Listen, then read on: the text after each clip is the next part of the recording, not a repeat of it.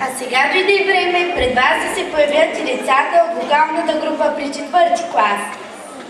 Всички знаем колко е безгрижна детската душа, колко слънца греят в нея и колко игри, закачки, тъй тя себе си. На детските лудори е посветена песента, а на мен ми се играе.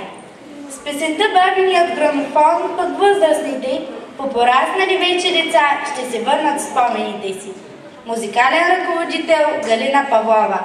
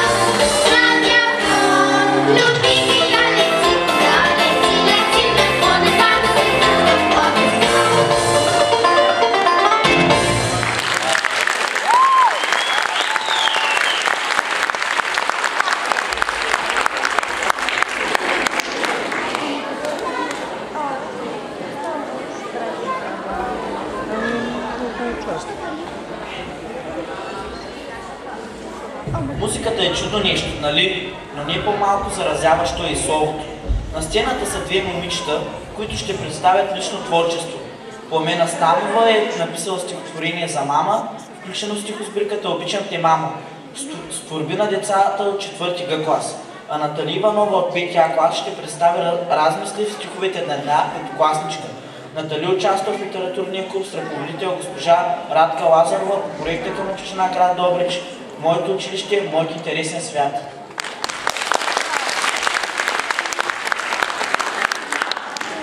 Ако трябва да покажа обичта си към тебе, мамо, всичките морета аз ще изсуша, но достатъчно дали ще е това? Ако трябва да покажа обичта си към тебе, мамо, всичките цветя аз ще набера от планетата Земя, но достатъчно дали ще е това?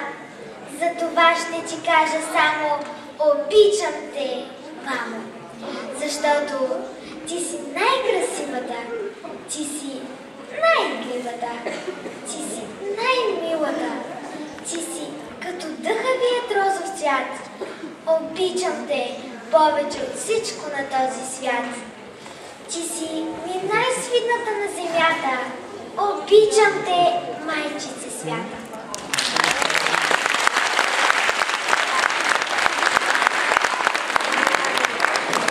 В 5-ти клас яко е, но уроците големи. Щом изляза на дъската, ми го смеят се децата. Ех уроци, ех домашни, толкова трудни и опасни. Първата задача винаги е лесна, а всяка следваща безинтересна. Госпожата пита, зная ли урока? Аз мълча и гледам в една посока. Ах, кога ще дойде юни, да отида на ваканция в курорта Джуни.